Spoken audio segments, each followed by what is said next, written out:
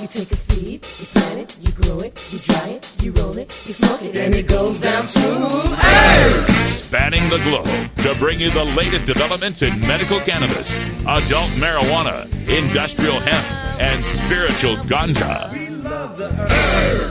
It's time for the Marijuana Agenda with Russ Belville. Now, here's your host, Russ Belville. Good day, tokers and tokettes and non-toking lovers of liberty. It is Thursday, July 27th, 2017, and it's got to be 420 somewhere in the world.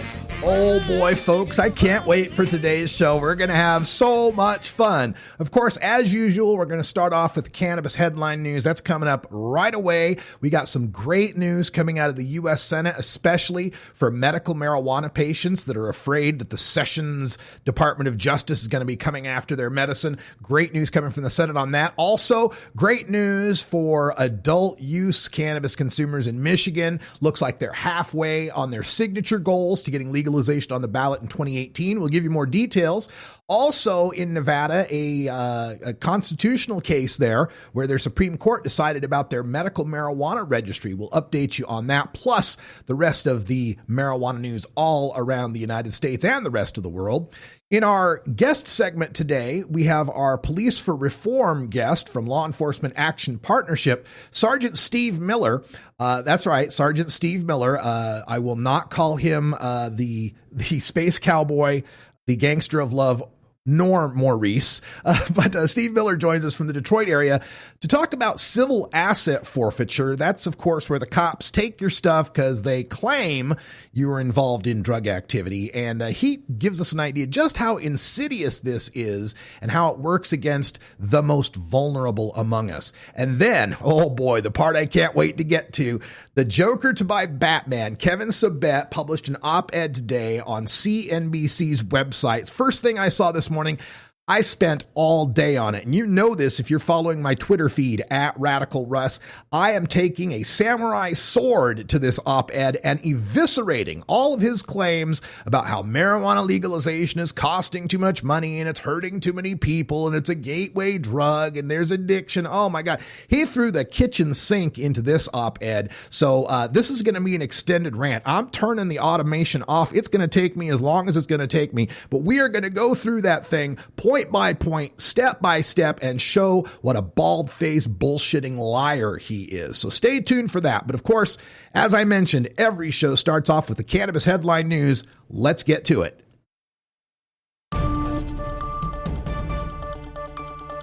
This is your Cannabis Headline News.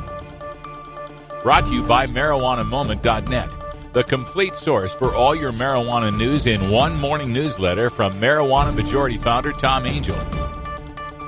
Subscribe today for free at MarijuanaMoment.net. This is your Cannabis Headline News for Thursday, July 27th, 2017. I'm Russ Belville. Today, the Senate Appropriations Committee on Commerce, Justice, Science, and Related Agencies, or CJS, approved an amendment in a voice vote that would continue to protect state medical marijuana programs from federal interference. The amendment, introduced by Senator Patrick Leahy, a Democrat from Vermont, would add a clause to the CJS budget for fiscal year 2018 that prevents the Department of Justice from using resources to prosecute medical marijuana patients and providers that are in compliance with state law. A similar amendment was introduced in the House of Representatives by Representatives Dana Rohrabacher, a Republican from California, and Earl Blumenauer, a Democrat from Oregon. In 2014, Congress added a similar amendment to an omnibus spending bill that prevented the Department of Justice from spending any resources to target state legal medical marijuana businesses. This amendment was subsequently renewed, but now stands to expire. If the CJS budget is approved in the Senate, the amendment will go to a special conference committee to reach a compromise with the House. If no budget is approved by September 30th, the previous amendment will be automatically renewed for another year. A ballot proposal to legalize marijuana for recreational use in Michigan is gaining steam as the group raises more money and boasts it has gathered half of the signatures needed to put the issue before voters in 2018. A national marijuana advocacy group that helped legalize marijuana in other states is leading the charge for a Michigan plan to let people smoke marijuana without fear of legal repercussion. So far, the Coalition to Regulate Marijuana Like Alcohol has raised more than $818,000 in combined direct and indirect contributions, according to the latest campaign filing with the Secretary of State. The ballot committee, led by Marijuana Policy Project, reported over $518,000 in direct contributions and over $300,000 in in-kind contributions. The Nevada Supreme Court has upheld the constitutionality of the state's medical marijuana registry in a unanimous decision issued this week. The unpublished opinion, dated Tuesday, upheld a lower court ruling rejecting a challenge to the state's medical marijuana program approved by the voters in 2000. The challenge was filed by an individual identified only as John Doe, with other similarly situated residents. Doe sued the state and legislature, arguing the registry and fees violated his due process rights with his right against self-incrimination. A Clark County district judge ruled in favor of state officials, finding in part that Doe did not sue the right agency within the Department of Health and Human Services. The Nevada Supreme Court upheld the lower court decision, holding that Nevada's medical marijuana registry does not violate the U.S. Constitution's due process, equal protection, or self-incrimination clauses. California's Lieutenant Governor Gavin Newsom is openly courting donations from the marijuana industry in his bid to become governor in 2018. Cultivators, retailers, and others have given Newsom's campaign more than $300,000, according to a Los Angeles Times analysis of public records. As part of his aggressive fundraising drive, Newsom has become the first California gubernatorial candidate to solicit large sums from the cannabis industry, far eclipsing his rivals. The cannabis industry's open pursuit of political influence shows how a once underground business is becoming a part of the establishment. So far, donors with a tie to the plant have given more to candidates for governor than all other farmers in the state's agriculture industry combined. Since voters approved Initiative 502, FBI crime statistics show lower rates of violent crime in Washington than before legalization. According to the FBI data, in 2011, there were 295.6 violent offenses reported per 100,000 Washington residents. In 2015, the most recent full year of data available, that rate had fallen to 284.4 violent offenses per 100,000 people.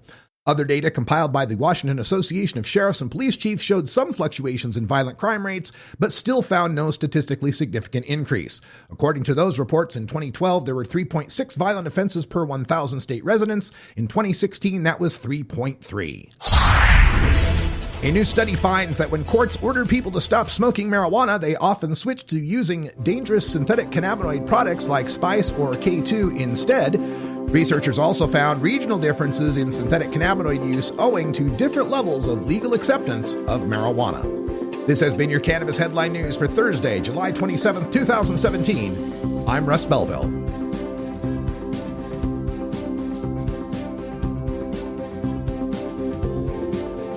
You're listening to the Marijuana Agenda with Russ Belville.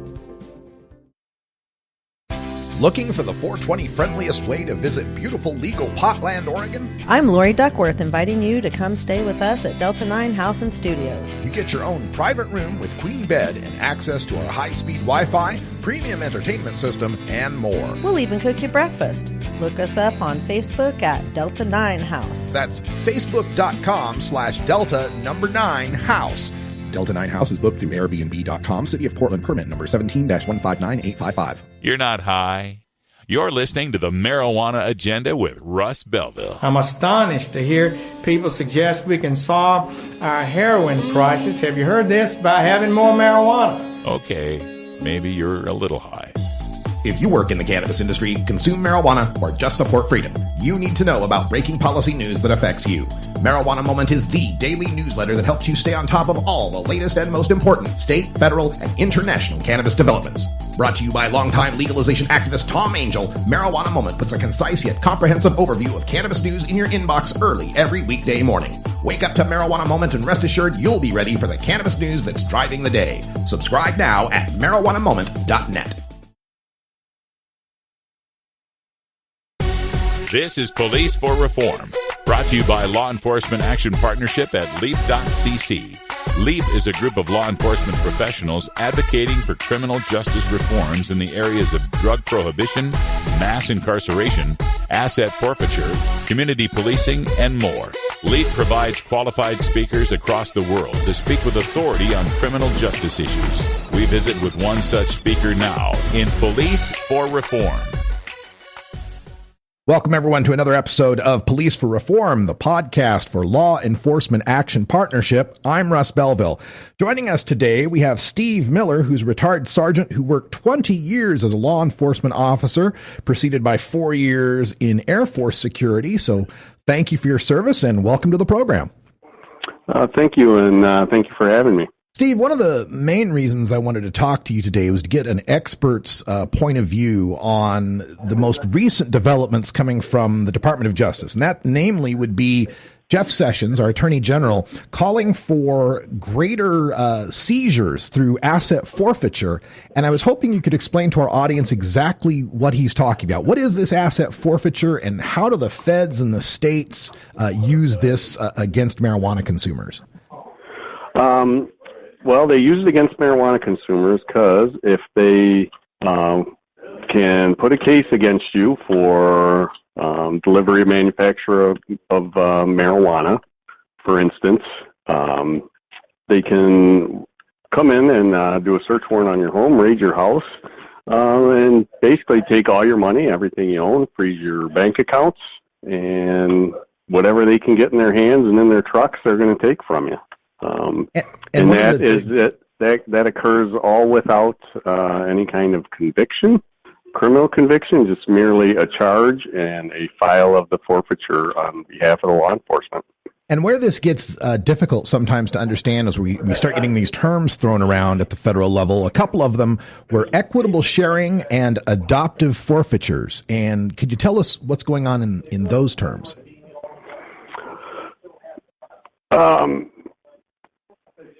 As far as equitable sharing, and I think they mean it's the funds are used to go back into the community, namely into law enforcement for training and equipment and things like that. And that's how they justify all this, but it's really becomes against our rights as American citizens with as little proof as they need to go into your house and take everything you own.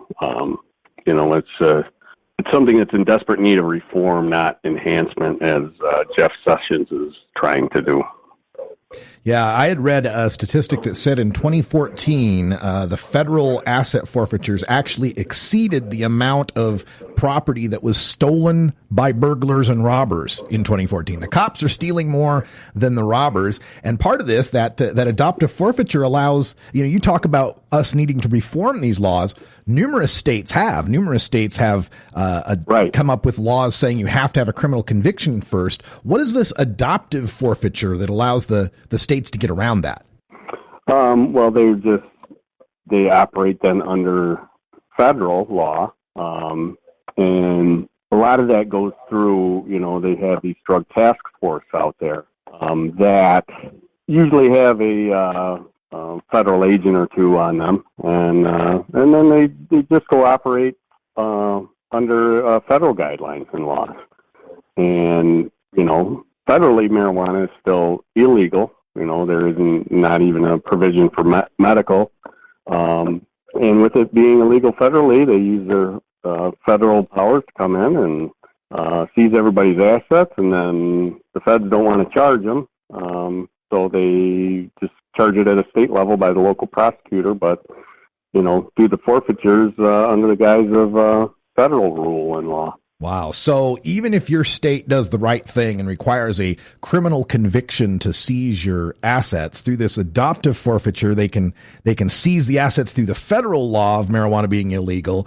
And then the equitable sharing allows the feds to then share back the proceeds with those state cops. It's an end run around state democracy, isn't it? Yes, it absolutely is. It was like you said, a lot of states have started making reforms to the civil asset forfeiture laws, and this is definitely a step backwards. We got to get out of this mindset that the government can just come in and take all your stuff and ruin your life over some marijuana, especially. Yeah. In the states that are going to require criminal conviction, I think there's here in Michigan, there's something in the legislature right now that's trying to get passed that would require a criminal conviction. And if they're going to be able to do it, I guess, that should be, what they have to abide by, and with a criminal conviction before they can, seize and keep somebody's money and property. Wow, what a novel idea. A court should actually adjudicate that you committed a crime before we can take the proceeds from it. That's some radical thinking there, Steve. I've been told I'm a progressive thinker. I guess so. Well, let's look back to your experience. You spent 20 years in various service in law enforcement, from patrol to narcotics to detective work. Did this policing for profit affect how your department might go after crimes? Like, pick someone who's going to give you a better haul than someone who's maybe poorer? No, you know what? I would see where I saw a lot of failure in the civil asset forfeiture reform, or not reform, civil asset forfeiture, was that it was the more poor people, or lower middle class, or struggling people, that were the ones that got hit the hardest by this, believe it or not. Uh-huh. We had in Wayne County, Michigan, which was where Canton Township was located, that the Wayne County Prosecutor's Office had a program called Operation Push-Off. So you could, under their Operation Push-Off, you could see somebody's vehicle for really personal use amounts of marijuana or other drugs, and you would seize their car under Operation Push-Off, and the person could get their car back. It's usually, a car that is struggling itself and having a hard time getting the person back and forth to work, but we would seize the car, and they could go get their car back if they paid the prosecutor's office $900. And it was, at our department, that was almost like a stat. It was a good statistic, right along with the arrest. You got your push-off on it, which would give you credit for a forfeiture, and you got some drugs off the street, and, the officers would get praised for doing stuff like that. It was good police work that guy just went out and did. And meanwhile, this guy didn't get to work that tonight. You've seized his car that he's never going to be able to afford to go pay $900 to get it back. And those are the kinds of people I saw getting hit hard with this, and that's the forfeitures that was going on. I never worked in a narcotics unit. I worked in our department's detective bureau, but that's where I would see, was these low-level forfeitures that were occurring most of the time. I mean, we weren't getting big, drug rings and drug dealers and all that, which again, when they came up with that asset forfeiture, they said it was to go after the cocaine kingpins, the Miami Vice yachts, all that kind of stuff. Yes, for major crime organization type things. I mean, that's what it was intended for, not to be, kicking someone when they're down even further, Yeah, but as it works out, you go after the kingpins, they've got money for lawyers. You go after somebody with a beat down, Honda, they're not going to take it to court and fight it. No, because they can't afford an attorney that'll, fight it for them. They'll get a court appointed that'll get them to plead to something, so. Yeah. So that's an insidious aspect of our criminal justice system that definitely needs to be reformed, and this call by the Attorney General to have more of this asset forfeiture is certainly retrograde and taking us back to a place we don't need to go to. Sergeant Steve Miller, I want to thank you for being here on our Police for Reform segment. Before I let you go, do you have any other contact information or websites you'd like to tell people about? If people are interested in what we were talking about tonight, a big part of it, you can go to leap.cc, and that's Law Enforcement Action Partnership. And we are all about looking at the various areas of law enforcement that are in need of reform, and how we can publicly speak about these and hopefully change people's minds and and get law enforcement back in the right direction. This episode was produced as part of the Marijuana Agenda with Russ Belville, the daily news and interview podcast covering the world of medical cannabis, adult marijuana, industrial hemp, and spiritual ganja. MJAgenda.com.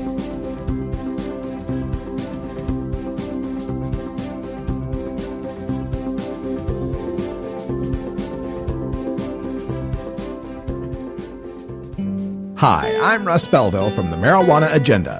If you're a cannabis brand looking to build trust and awareness within the community, consider becoming a sponsor of this program. Your message will be seen and heard by the most dedicated followers of marijuana policy reform, who are loyal and supportive of those brands that give back to the community.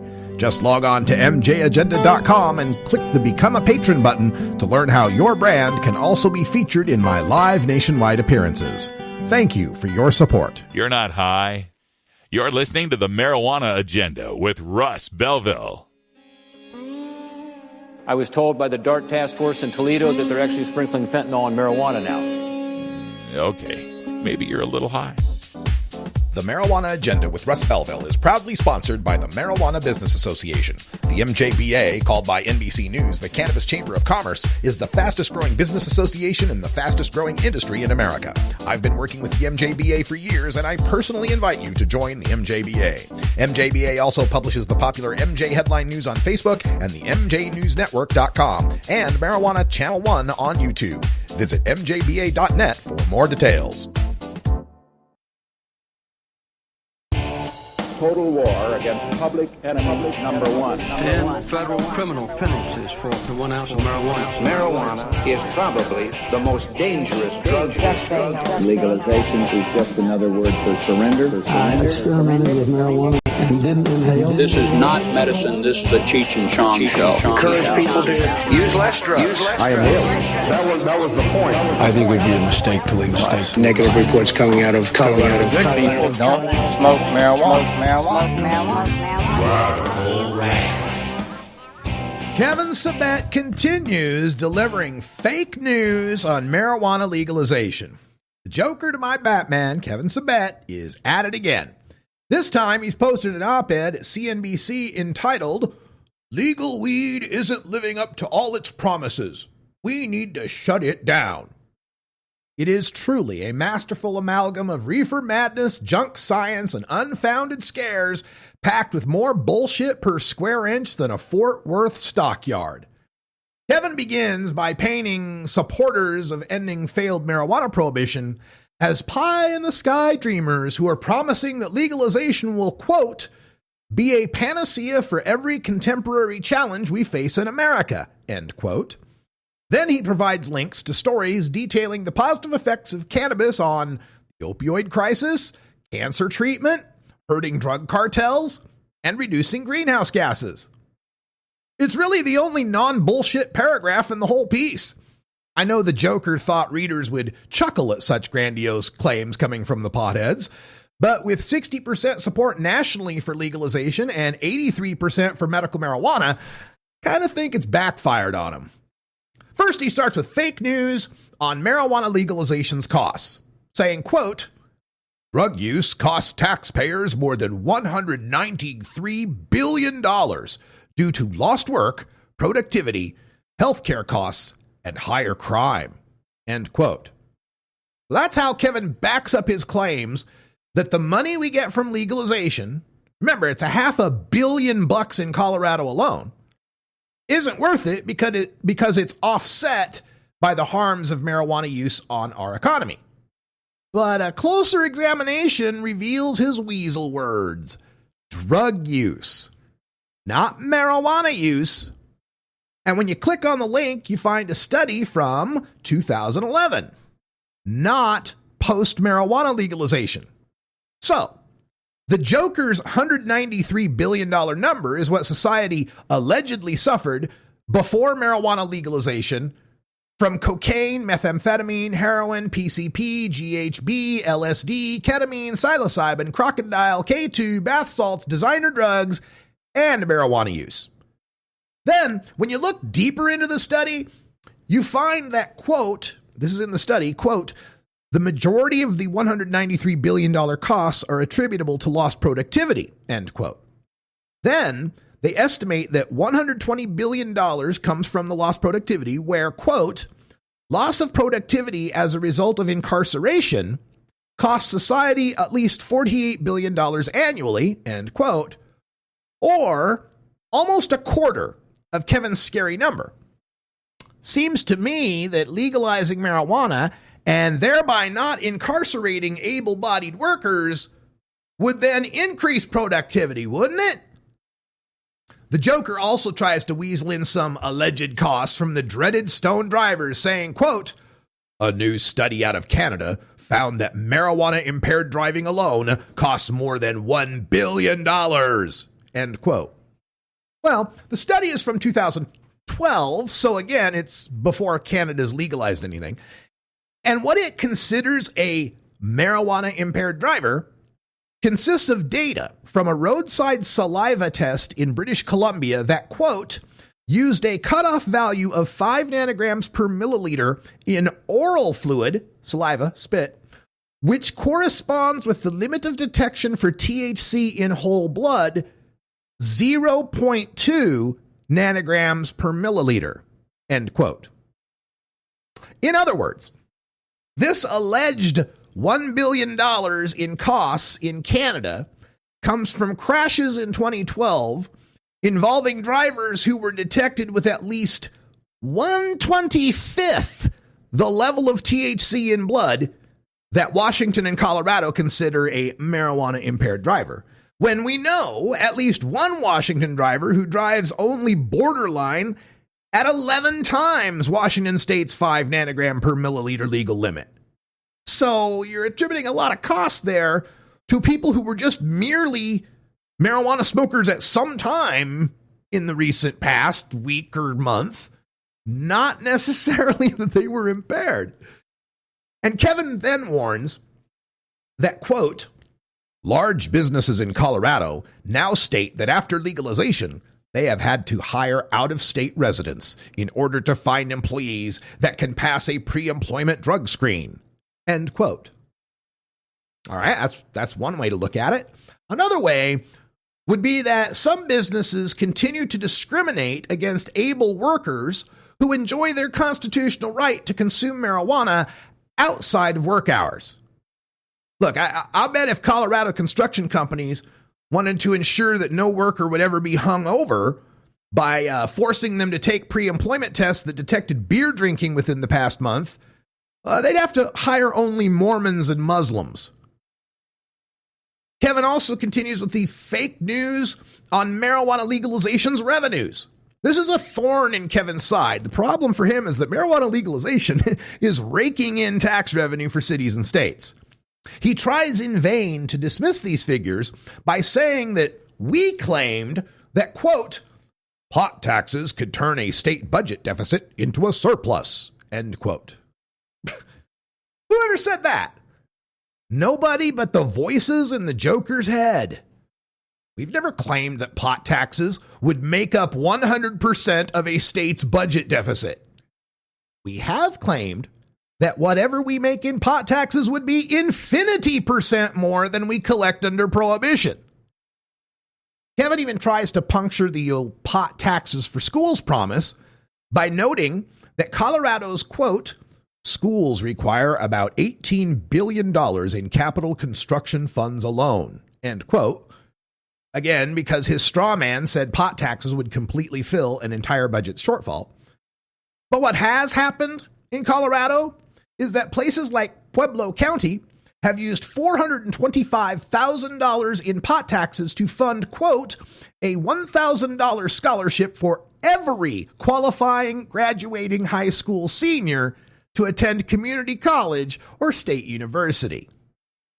Last year, Pueblo County was only able to fund $50,000 in scholarships. Kevin then turns to Washington, where he claims that, quote, half of the $42 million of marijuana tax money legalization advocates promised would reach prevention programs and schools by 2016 never materialized, end quote. And you know what? He's right. But he's not telling you the whole story. When you click the link You learn that legalization advocates didn't break any promises. In 2015, the state legislature decided to move, quote, 100 million more into the general fund than I-502 specifically dedicated, which hollowed out I-502's basic promises aimed at teen prevention and education, end quote. Kevin continues with fake news on marijuana legalization's effects. He just can't help himself but to make his "it's not your father's Woodstock weed" pitch. He says, quote, "Today's marijuana isn't the weed of the 1960s. And he asks us to consider, quote, "the human fallout of increased marijuana acceptance," end quote. Human fallout? You want to talk human fallout? You mean like being raided and handcuffed and having your dog shot and your possessions taken, being locked up in a cage, your kids raised in foster care, being branded a drug criminal for life, ineligible for certain jobs, discriminated against for all others, all because you were growing a houseplant? That kind of fallout, Kevin? Gee, I mean, if the Woodstock weed was so comparatively innocuous, can we just legalize that? You know, kind of like how the initial alcohol re-legalization after Prohibition was just 3-2 beer. Now, the Joker claims we've had, quote, "an increase in drugged driving crashes," end quote, which once again supposes that someone in whose body you can detect THC is guilty of impaired driving. Tellingly, the AAA study that he linked to explains that, quote, "results of this study do not indicate that drivers with detectable THC in their blood at the time of the crash were necessarily impaired by THC or that they were at fault for the crash," end quote. Furthermore, that same study that Kevin linked to goes on to criticize Washington's 5 nanograms per milliliter per se DUID limit, explaining, quote, "there is no science showing that drivers reliably become impaired at specific levels of marijuana in the blood. Depending on the individual, drivers with relatively high levels of marijuana in their system might not be impaired, while others with low levels may be unsafe behind the wheel," end quote.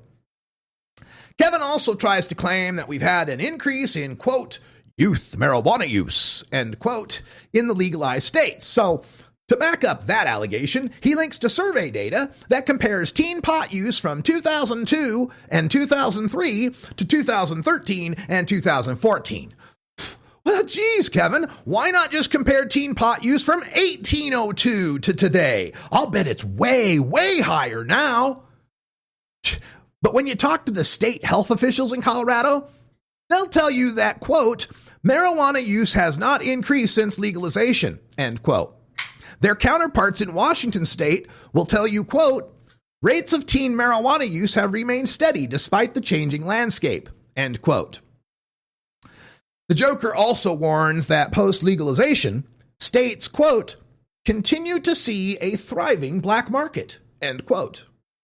Well, there have always been underground marijuana sales, and there always will be. Cigarettes are legal, but there is an underground market in loosies, or single cigarette sales, and interstate smuggling from low tobacco tax states to high tax states. What drives the underground market, as the link Kevin posted notes, is its ability to undercut the costs of regulation and taxation that legitimate sellers must cover. His linked story notes the combined taxes in Colorado are 27.9%. And I'll let you know they're 37% marijuana tax plus up to 10.4% state and local sales tax in Washington. And then it goes on to quote the head of the Colorado Association of Police Chiefs, saying that the key to breaking the underground market is, quote, "trying to find the sweet spot where the taxes are low enough that there's an incentive for people to go to the regulated stores." Basically, Kevin's telling us we really need to reduce state marijuana taxes, isn't he? Why won't Massachusetts and Maine listen to him? Kevin's also delivering fake news on his kinder, gentler drug war. See, after alleging all these harms from marijuana legalization, the Joker then makes his kinder, gentler drug war pitch. Quote, "one thing we know for sure is that incarcerating low-level, nonviolent offenders in federal prisons is not the answer. Individual users need incentives to encourage them to make healthy decisions, not handcuffs. End quote. Incentives. One look at Kevin Sabet's Project Samuel website tells you what incentives he proposes for people who are caught under the marijuana prohibition he's fighting to maintain. This is literally from the Project Samuel website. Quote, possession or use of a small amount of marijuana should be a civil offense subject to a mandatory health screening and marijuana education program as appropriate.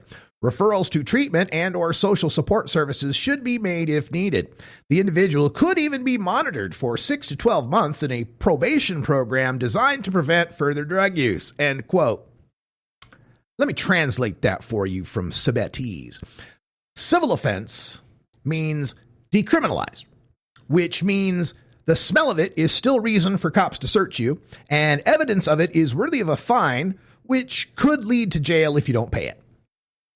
Mandatory health screening means a forced medical evaluation you must pay for, where your marijuana use will become a part of your permanent medical record. Mandatory marijuana education program means a forced stint in a marijuana propaganda class that you must pay for. As appropriate means everybody that's caught with marijuana. Come on, you don't really think a Sabet-approved pot screening board is going to say your use is perfectly normal and doesn't require rehab, do you? Referrals to treatment means a forced stint in a drug rehab where you're paying to take up a space better suited for someone struggling with heroin, cocaine, meth, or alcohol. And a probation program means 6 to 12 months of piss tests that you must pay for, probably some classes you have to pay for as well, and if you fail the piss tests, you're probably sent to jail. But what if you want to grow that cannabis plant for yourself? You know, put a little plant in your garage, in your closet, just to make sure you're not contributing to a criminal underground trafficking market or somehow funding violent transnational gangs and terrorists. Well, for that, Kevin's Project Samuel website, quote, recommends that production, distribution, dealing, and sale remain misdemeanors or felonies, end quote. Gosh, it's almost as if Project Samuel is staffed by rehab clinic owners and informed by drug test profiteers seeking to protect their cash cow of drug court sentence clients. Huh. Kevin's also spreading fake news about marijuana dependence. He concludes his whole op-ed with a link to a tale of someone with a life story that's somewhat similar to mine, who's now sober and participating in rehab for marijuana dependence. Someone whose dependence was so devastating that they, quote, got through 4 years at an Ivy League university stoned and, quote, got jobs and worked my way up so that I could do what I've always wanted and write for a living, end quote. Oh, and by the way, for the rest of this, I'm going to be using the singular pronoun they because the author of this piece identifies as a non-binary gender. Okay, so if it sounds weird, it's just new. So in reading this person's story, it seems like their life on weed wasn't so bad, but then they, quote, drank and took drugs offered to me at bars without thinking twice about what these powders and pills were, end quote. They describe themselves as an, quote, anxious, dysphoric, trauma-laden human being, end quote. They talks about getting their medical marijuana card and going to dispensaries, quote, on my way from the bar, tipsy, end quote. Well, now, surely Kevin would argue this is the gateway effect. They started with weed and it led to drugs. Yet, I am damn near the mirror image of this person. I'm, quote, writing for a weed lifestyle magazine. I've got, quote, a weed leaf tattoo. I wear, quote, socks, jewelry, clothes, all patterned with leaves. I record, quote, a podcast that focuses on using. I've enjoyed, quote, sporadic use of other drugs.